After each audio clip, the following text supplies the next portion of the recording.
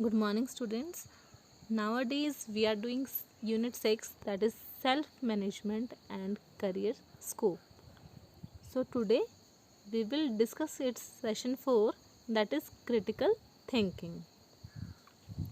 Firstly, we will discuss the meaning of critical. First one is inclined to find fault or criticize. Second is pertaining to a crisis or turning point. Third is extremely important. Fourth one is relating to criticism or careful analysis such as literary और film criticism. Critical का meaning क्या होता है? आलोचना. आलोचना का मतलब ये नहीं है कि किसी की आप आलोचना कर रहे हैं, किसी की बुराई कर रहे हैं, किसी को क्रिटिसाइज़ कर रहे हैं. इसका मतलब ये है कि आप किस तरह से जो आप मतलब कोई भी चीज़ है आप सोच रहे हैं, आपने कोई प्लान बनाया है, उसको कितना क्रिटिकली, कितना आलोचनात्मक पूर्ण आप उसका एनालिसिस कर रहे हैं, केयरफुल एनालिसिस. ठीक है. Next one is critical thinking. तो पहले मैंने मीनिंग बताया आपको, क्रिटिकल का मतलब होता है आलोचना. जब ये थिंकिंग के साथ जुड़ जाता है, क्रिटिकल थिंकिंग का मतलब हो जाता है आलोचनात्मक चिंतन. Is the ability to think clearly and rationally about what to do or what to believe. It includes the ability to do independent thinking. Critical thinking का मतलब होता है आपकी ऐसी एबिलिटी, आपकी योग्यता जिससे आप क्लियरली सोच सकें और लॉजिकली. रैशनली का मतलब होता है लॉजिकली, रीज़न के साथ सोच सके कि व्हाट टू डू, क्या करना है, और व्हाट टू बिलीव, किस पर विश्वास करना है. It includes the ability to do independent thinking. ये आपकी एबिलिटी होती है जो आपको इंडिपेंडेंट थिंकिंग के लिए बढ़ावा देती है, इंडिपेंडेंट थिंकिंग के लिए योग्य बनाती है. आप स्वतंत्र रूप से सोच सकते हैं. ठीक है. Next one is critical thinking can be defined as the intellectually disciplined process of actively and skillfully conceptualizing, applying, analyzing, synthesizing and or evaluating information gathered from or generalized by observation, experience, reflection, reasoning or communication as a guide to belief or action or argument. Critical thinking को हम कैसे define कर सकते हैं?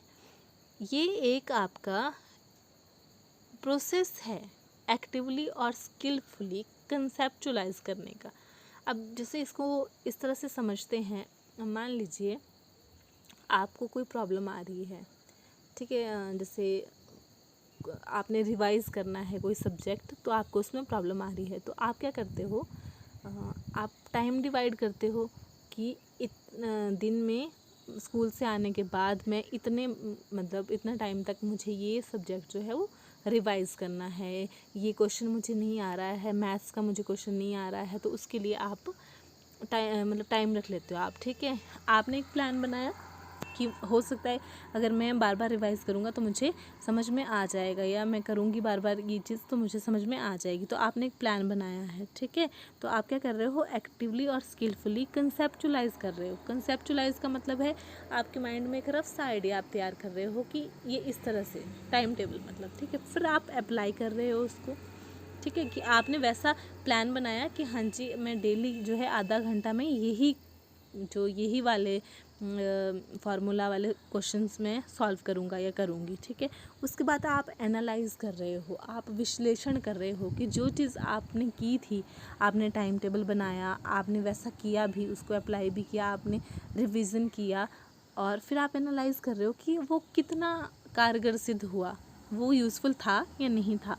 Synthesizing and or evaluating information gathered from or generalized by observation, experience, reflection, reasoning or communication as a guide to belief or action or argument. और उसके बाद आप evaluate करोगे उस चीज़ को कि ये कितना purposeful रहा या useful रहा.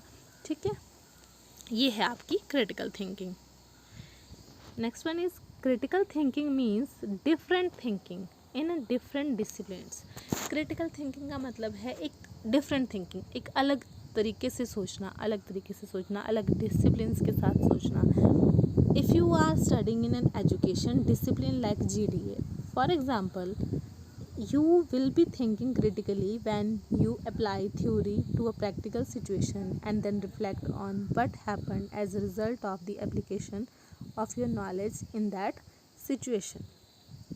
क्रिटिकल थिंकिंग को क्या है, आप अलग तरीके से सोचना, अलग डिसिप्लिन्स में। अब मान लीजिए आप जीडीए हो, ठीक है, और आप एक स्टूडेंट जीडीए हो, मतलब अभी आप पढ़ाई कर रहे हो और आपकी जो है ड्यूटी लगा देते हैं हम कि आपने पेशेंट को केयर देनी है, और वो पेशेंट जो है वो रेस्पिरेटरी प्रॉब्लम है, उसको सांस लेने में दिक्कत हो रही है। तो जब आपको थ्योरी में पढ़ाया गया है कि जो ब्रीदिंग प्रॉब्लम वाले पेशेंट्स होते हैं, अगर हम उनको फाउलर्स पोजीशन में देते हैं तो ब्रीदिंग प्रॉब्लम जो है वो ईजी हो जाती है, ब्रीदिंग, ठीक है, डिफ़िकल्टी जो है वो कम हो जाती है, ब्रीदिंग डिफ़िकल्टी। तो ये आपने पढ़ा हुआ है, ठीक है।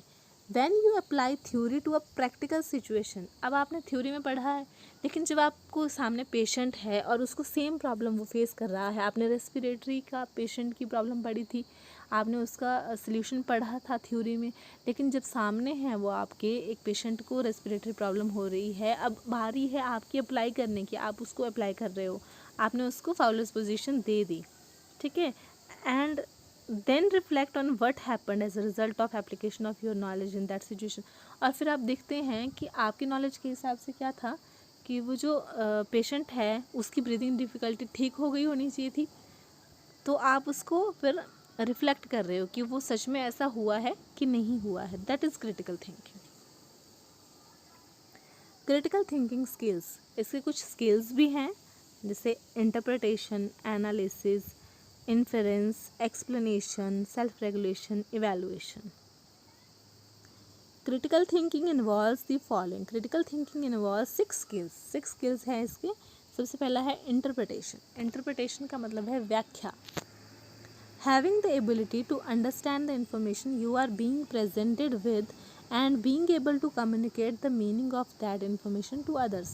Interpretation का मतलब है कि आप जो कर रहे हो, आप मान लो कोई केयर आप प्रोवाइड कर रहे हो किसी पेशेंट को, तो आप में इतनी एबिलिटी होनी चाहिए कि आप उसको समझ सको कि इस केयर का पर्पस क्या है। और अगर इन केस पेशेंट आपसे पूछता है कि पेशेंट के रिलेटिव्स आपसे पूछते हैं, तो आप you are being able to communicate the meaning of that information. आप एबल होने चाहिए कि आप उस जो मीनिंग है, जो आप समझते हो कि हाँ इस तरह की मैं केयर दूंगा या दूंगी तो ये आपका आउटकम ये आएगी, ये रिज़ल्ट आएगा, तो आप में ये एबिलिटी होनी चाहिए कि आप उसको इंटरप्रेट कर सको अपनी नॉलेज को, ठीक है। Next one is analysis. Analysis means विश्लेषण। Having the ability to connect pieces of information together in order to determine what the intended meaning of the information was meant to represent. Analysis का मतलब होता है कि छोटे छोटे टुकड़ों को, आप में इतनी एबिलिटी होनी चाहिए कि जो आपको इंफॉर्मेशन मिल रही है, मान लो किसी पेशेंट की हिस्ट्री आपको मिल रही है कि ये जो पेशेंट था, मान लो ब्रीदिंग प्रॉब्लम का ही हम पढ़ रहे हैं, ठीक है, ब्रीदिंग प्रॉब्लम थी पेशेंट को, और जो पेशेंट है उसको क्या है, वो बहुत टाइम पहले उसको ये सिगरेट स्मोक करता था पेशेंट, उसके बाद वो अल्कोहल की भी उसकी वो हिस्ट्री आ रही है। फिर ये छोटे छोटे इन्फॉर्मेशन, पीसेस ऑफ इंफॉर्मेशन आप कलेक्ट कर सके और उसको एनालाइज कर सके कि जो करंटली जो पेशेंट है, करंटली पेशेंट को जो बीमारी है वो कहाँ तक रिलेट कर रही है इन छोटी छोटी चीज़ों से, क्या इन्होंने कोई कुछ कंट्रीब्यूट किया है पेशेंट की करंटली जो बीमारी है उसमें। ये आप में इतनी एबिलिटी होनी चाहिए कि आप एनालाइज कर सके उन इंफॉर्मेशन के पीसेस को, ठीक है। Next one is inference. Inference का मतलब है अनुमान। Having the ability to understand and recognize what elements you will need in order to determine an accurate conclusion or hypothesis from the information you have at your disposal. आप में इतनी ability होनी चाहिए कि आप रिकॉग्नाइज कर सकें कि आपको क्या क्या चीज़ों की ज़रूरत होनी चाहिए। मान लो जैसे मैं ब्रीदिंग की बात कर रही थी, ब्रीदिंग डिफ़िकल्टी के पेशेंट है आपके पास और आपने इम्प्रूव करनी है उसकी ब्रीदिंग को, ठीक है, तो आपके पास क्या क्या ऐसी चीज़ें होनी चाहिए, आप अनुमान लगा सके कि आप में आपके पास क्या क्या ये फैसिलिटीज़ एलिमेंट्स आप उसमें ऐड कर सकते हैं ताकि आप जो एक्सपेक्टेड आउटकम है वो एक्सपेक्ट कर सकें। तो आपके पास क्या बैक रेस्ट होना चाहिए, ठीक है, आपने बैक रेस्ट प्रोवाइड कर दिया, उसको फाउलर्स पोजीशन दे दी, उसकी ब्रीदिंग डिफ़िकल्टी ठीक हो गई, ठीक है। तो आप में क्रिटिकल थिंकिंग का एक स्किल ये भी है कि आप इन्फरेंस, आप अनुमान लगा सके कि आपको कौन कौन से एलिमेंट्स को जोड़ने की ज़रूरत है ताकि आप एक्सपेक्टेड आउटकम्स जो है वो अचीव कर सकें। Next one is evaluation. Evaluation का मतलब पता ही है आपको, मूल्यांकन, कि जो भी आपने उसको केयर दी है तो वो आप इवैल्यूएट कर सकें। जिस तरह से हम फीडबैक लेते हैं उसी तरीके से इवैल्यूएशन होती है। हम इवैल्यूएट कर रहे हैं कि जो भी हमने केयर पेशेंट को दी है वो किस हद तक मतलब कारगर सिद्ध हुई है। Next one is explanation. Explanation का मतलब है स्पष्टीकरण। Having the ability to not only restate information but add clarity and perspective to the information so it can be fully understood by anyone you are sharing it with. Explanation का मतलब है स्पष्टीकरण। आप में इतनी एबिलिटी होनी चाहिए कि आप ना तो सिर्फ उसको बताएं, स्टेट नहीं करना है सिंपली कि हाँ जी ये इन्फॉर्मेशन है, बट ऐसा एबिलिटी होनी चाहिए आप में कि आप उसको क्लैरिफाई करके बता सकें कि हाँ जी ये इन्फॉर्मेशन है और ये मेरा ये समझ भी आ जानी चाहिए। वो जिससे भी आप उसको शेयर कर रहे हैं उसको पता भी लगना चाहिए कि आप क्या उसको बताना चाह रहे हैं, ठीक है। Next one is self regulation, स्वनियमन। Having the awareness of your own thinking abilities and the elements that you are using to find results. आपको खुद का भी पता होना चाहिए कि आप कौन सी थिंकिंग एबिलिटीज़ जो है और एलिमेंट्स है वो आप रिज़ल्ट ढूंढने के लिए आप कौन सी थिंकिंग एबिलिटीज़ का यूज़ कर रहे हैं। जैसे एनालाइजिंग टास्क्स, आप टास्क का विश्लेषण कर रहे हैं, identifying assumptions, analysing and classifying, आप एनालाइज कर रहे हैं, फिर उनको विश्लेषण कर रहे हैं, फिर वर्गीकरण कर रहे हैं, क्लासिफिकेशन कर रहे हैं, मेकिंग कंपैरिजन, कंपेयर कर रहे हैं कि आपने जो ये केयर दी थी ये इफ़ेक्टिव रही या दूसरी केयर इफ़ेक्टिव है। प्रॉब्लम सॉल्विंग, प्रॉब्लम सॉल्व की इसने कि नहीं की, ठीक है। Questioning and challenging ideas, observing facts and comparing them to hypothesis and assumptions, judging the validity of source and worth of evidence, making connections between ideas, texts, theories, frameworks, disciplines, evaluating and weighing up, drawing inferences, make generalization। फिर उसके बाद आप generalise कर दोगे।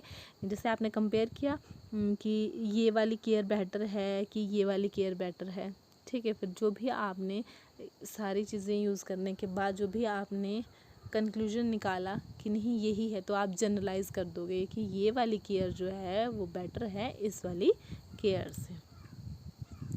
ये आपके critical thinking के ये मॉडल है एक क्रिटिकल थिंकिंग का। इसमें आपके 6 जो हैं वो इसके पार्ट्स हैं, that is analysis, evaluation, inference, interpretation, explanation, self regulation. यही जो हमने ऊपर पढ़ा, एनालाइज करेंगे, इवैल्यूएट करेंगे, ठीक है, इन्फरेंस मतलब अनुमान लगाएंगे, इंटरप्रेट करेंगे उसको, एक्सप्लेन करेंगे, self regulations. That's all, thanks, stay healthy, stay happy.